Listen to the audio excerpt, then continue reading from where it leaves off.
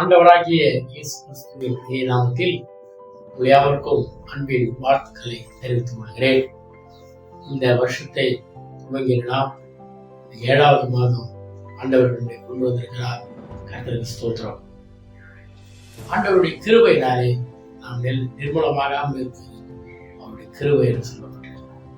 கர்த்தர் நம்மை 6 மாதம் கண்ணீர் மணியை கூட பாதுகாத்தார், தேவையை சந்தித்தார்.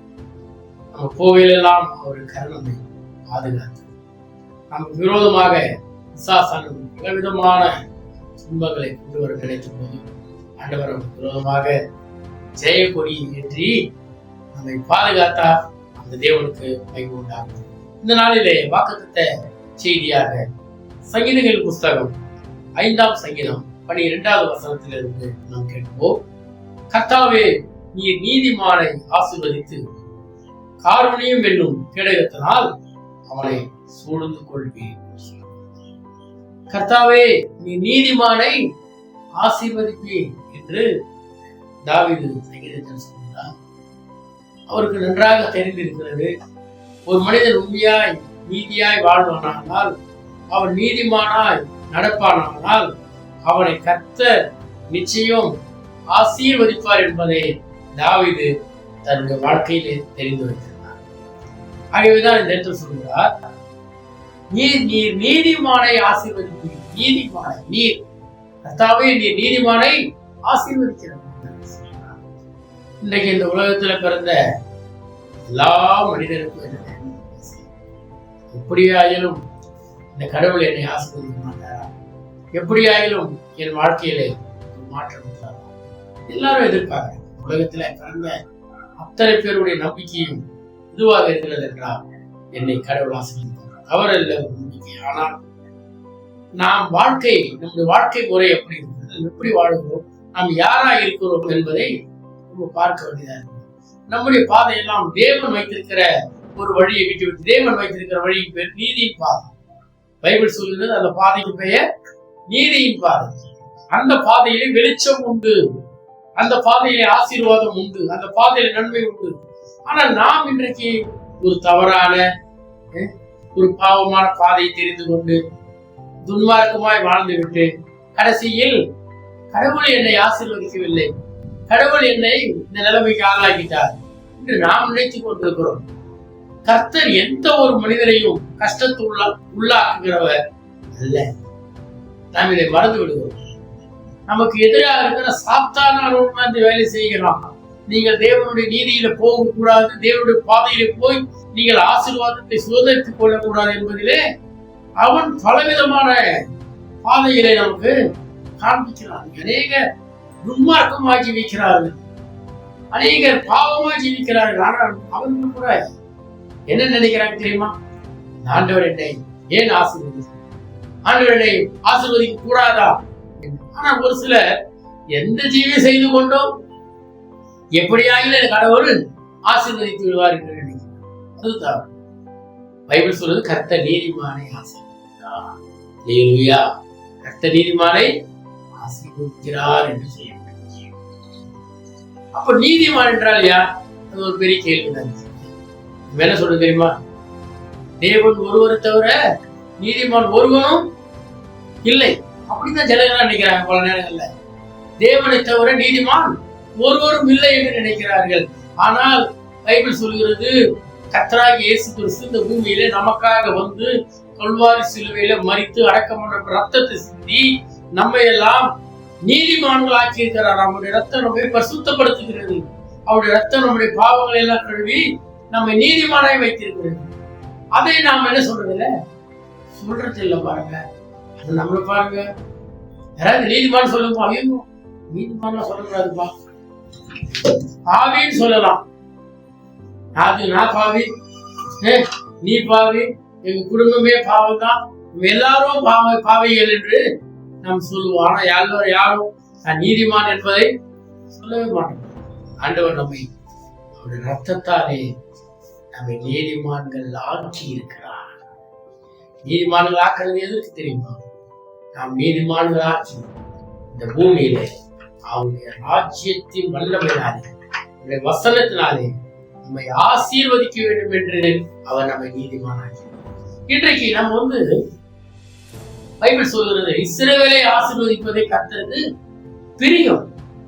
ஆண்டவர் மக்களை ஆசீர்வதிக்க வேண்டும் என்று விரும்புகிறார், ஆசீர்வதிக்கிறார். அவர் ஆசீர்வதிக்கிற தேவனாய் இருக்கிறார். ஆனால் அந்த ஆசீர்வாதங்களை மனிதன் பெற்றுக்கொள்ள தவறி விடுகிறான். வேற ஒண்ணுமில்ல, காரணம் வேற ஒண்ணு, துன்மார்க்கமான ஜீவியம், பொய், ஏமாற்றுதல், இப்படி நிறைய இருக்கிறது. நிறைய பேர் நீதிமான ஆண்டவர் வாழ சொன்னா நிறைய பேருக்கு நீதிமான நடிக்கிறாங்க. நீங்கள் என்ன நினைக்கிறாங்க தெரியுமா? கடவுள்கிட்ட எப்படியாவது நம்ம நீதிமான பேர் நடிச்சாவது இந்த ஆசீர்வாதத்துல வாய்க்கலாம் நினைக்கிறாங்க. முடியாது. இந்த பூமியில அப்படித்தான் யாக்கோபு என்ன நினைச்சார்? எப்படியாயும் தகப்பனத்திலிருந்து ஆசீர்வாதங்களை பெற்றுக்கொள்ள வேண்டும் என்பதற்காக, அண்ணனை போல ரோமம் மிகுந்தவனாய் காண்பிப்பதற்காக ஆட்டுத்தோலை போர்த்து கொண்டு தன்னுடைய தகப்பனத்தில் போய் சொல்லுகிறான், நான் உங்களுடைய மூத்த மகனாகிய ஏசா வந்திருக்கிறேன் என்று சொல்றது யாரு? சொல்றது யாக்கோபு. ஆனால் ஏசா என்று சொல்றான். தகப்பனுக்கு கண் பார்வை கொஞ்சம் மங்களாயிடுச்சு. வேற யாரும் ஆனா சத்தத்தை கேட்டு சொல்றாரு, சத்தம் என்னமோ யாக்கோபு மாதிரிதான் இருக்குது, பொருள் என்னமோ யாக்கோபு மாதிரி இருக்குது அப்படின்னு டவுட் பண்றாரு. அவர் என்ன பண்ணிருக்கணும்? தன் மனைவி கூப்பிட்டு, யாருமா மூத்தவங்க பாரு அப்படின்னு என்ன பண்ணிருக்கணும்? கேட்டு இருக்கணும். கேட்டு இருந்தாலும் நம்ம என்ன சொல்லுவோம்? ஏன்னா இந்த ஐடியா கொடுத்ததே நம்ம தான். நீங்க நிறைய குடும்பங்கள்ல பிள்ளைகள் கெட்டு போறதுக்கு காரணம், கணவர் கெட்டு போறதுக்கு காரணம் என்ன தெரியுமா? எல்லாரும் சேர்ந்து நடிக்கிற வேலையை ரொம்ப நல்லா செய்யறாங்க. அனன்யா சப்பீரா மாதிரி அவங்க 2 பேர் ஒரு நல்ல காரியத்தை செய்வதற்காக கெட்ட யோசனை உள்ளவர்களாய் மாறினவர்கள் தான் அனன்யா சப்பீரா. அவர்கள் கடவுளை ஏமாற்றும்படியாக அவர்கள் நினைச்சிட்டாங்க, என்னன்னா நான் பாஸ்டர் பேதுரு ஐயா கிட்ட என்ன சொல்றேன் அப்படின்னு நினைச்சுக்கிட்டு ஒரு பங்கை வஞ்சித்து வைத்து விட்டு தேவனிடத்துல கொண்டு காணிக்கை வைக்கிறார். வைக்கும் போது பேரு கேட்கிறார், நிலத்தை இவளுக்கு தான் விட்டீங்களா என்று குறிப்பா, ஆமாண்டு ஆமா அவளுக்கு.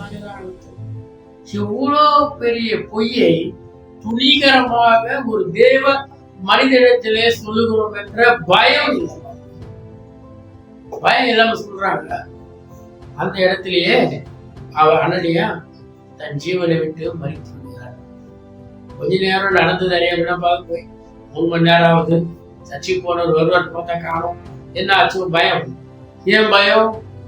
2 பேரும் சேர்ந்து சரி ஆலோசனை பண்ணி ஆல்ரெடி ஏமாத்தி தான் ஒரு பங்கு வஞ்சித்து வைத்துட்டு இவ்வளவு தான் டோட்டலா விட்டுன்னு போய் சொல்லி இருக்கிறாங்க. இப்ப மாட்டிக்கிட்டாரு. மாட்டிக்கு பாக்குறாங்க. அப்ப கேட்கிறாரு, இவ்வளவுதான் வித்தீங்களா? ஆமா ஐயா. வேறு சொல்லியிருக்கூடாது இல்லையா? தப்பிட்டு இந்த அம்மாவும் காப்பாற்றப்பட்டு இந்த அம்மாவும் மறித்து விட்டார். அன்பான கர்த்தருடைய பிள்ளைகளை, இன்றைக்கு ஆண்டவருடைய ஆசீர்வாதத்தை நீதிமான் போல நடித்து என்ன பண்ண முடியாது? நாம் பெற்றுக்கொள்ளவே முடியாது. நீதிமானாய் வாழ்ந்தால் நீதியின் தேவன் நிச்சயம் உங்களை ஆசீர்வதிப்பார். பைபிள் சொல்லுகிறது, நீதிமான் பனையை போல செழித்து லீபனால் உள்ள கேதுரை போல வளருவான் என்று சொல்லப்பட்டது. கர்த்தருடைய கண்கள் நீதிமான்கள் மேல் நோக்கமாக இருக்கிறது. கர்த்தருக்கு பயந்து நீதியை செய்கிறவன் எவனோ அவனுக்கு கர்த்தத்தை உங்களை ரட்சிப்பை காண்பிக்கிறான். உங்களை ஆசீர்வதிக்கிறவராக இருக்கிறார், உங்களை உயர்த்துகிறவராக இருக்கிறார், நமக்கு நன்மை செய்கிறவராக இருக்கிறார். உண்மையாக ஆண்டவருடைய பிள்ளைகளே, இன்றைக்கு நாம் என்ன ஜீவியம் செய்கிறோம்? என்ன வாழ்க்கையை வாழ்ந்து நம்முடைய வாழ்க்கை எப்படி இருக்கிறது? எத்தனை பேர் சொல்ல முடியும் நான் நீதிமானாக இருக்கிறேன், நான் கர்த்தருடைய பிள்ளையா இருக்கிறேன்? எத்தனை பேர் சொல்ல முடியும்? ஆண்டவர் அவருடைய பிள்ளைகளை ஆசீர்வதிக்கிறார். பைபிள் சொல்லுகிறது, அவருடைய பிள்ளைகளை ஆசீர்வதி. யார் அவருடைய பிள்ளைகள்? பைபிள் சொல்லுகிறது, யோவான் 1:12 அவருடைய நாமத்தின் மேல் விசுவாசம் உள்ளவராய் அவரை ஏற்றுக்கொண்டவர்கள் எத்தனை பேர்? அத்தனை பேர் தேவனுடைய பிள்ளைகள் என்று அதிகாரம் கொடுத்திருக்கிறார். அவருடைய பிள்ளைகளை தகப்பன் தேவன் கர்த்தர் ஆசீர்வதிக்க அவர் சித்தம் உள்ளவராய். வாழ்க்கை எப்படி இருக்கிறது? கொஞ்சம் யோசித்து பாருங்க. இன்றைக்கு அநேக கிறிஸ்துவர்கள், தேவனை விசுவாசித்தவர்கள், தேவ பிள்ளைகள் இன்றைக்கு துன்மார்க்கமாய் போய்விட்டார்கள். உலகத்தின் ஆசை இச்சைகளினாலே, பாவத்தினாலே அவர்கள் இழுக்கப்பட்டவர்களாய் போய்விட்டார்கள். அவர்களுடைய என்ன தெரியுங்களா? நானும் கடவுளைத்தானே ஆராதிக்கிறேன், நானும் பைபிளை கையில வச்சிருக்கிறேன், என்னை கடவுள் ஆசீர்வதிக்கணும். இல்லை, இந்த வாழ்க்கை துன்மார்க்கமா இருக்கும். உன்னுடைய பாதை தேவனுக்கு பிரியமா இருக்கும். கர்த்தருடைய பாதையில நடக்கும். கர்த்தர் நமக்காக ஒரு வழியை வைத்திருக்கிறார். அதில் நாம் நடக்கும் போது நம் நீதிமானா நாம் காணப்போம். கர்த்தர் நீதிமானை ஆசீர்வதிப்பார் என்று சொல்லுவோம். ஆசீர்வாதம் என்றால் சமாதானம், சந்தோஷம், நிம்மதி, சுகம், பலன், ஆரோக்கியம் அனைத்தையும் ஆண்டவர் இந்த மாதம் தருவேன் என்று சொல்கிறார். அல்லேலூயா, அல்லேலூயா. கர்த்தர் நிச்சயமாய் உங்களை ஆசீர்வதிப்பார். கர்த்தருடைய வார்த்தை தாவீது ராஜா இவ்வளவு அழகாக சொல்லுற, கர்த்தாவே நீர் நீதிமானை ஆசீர்வதிக்கிறீர்.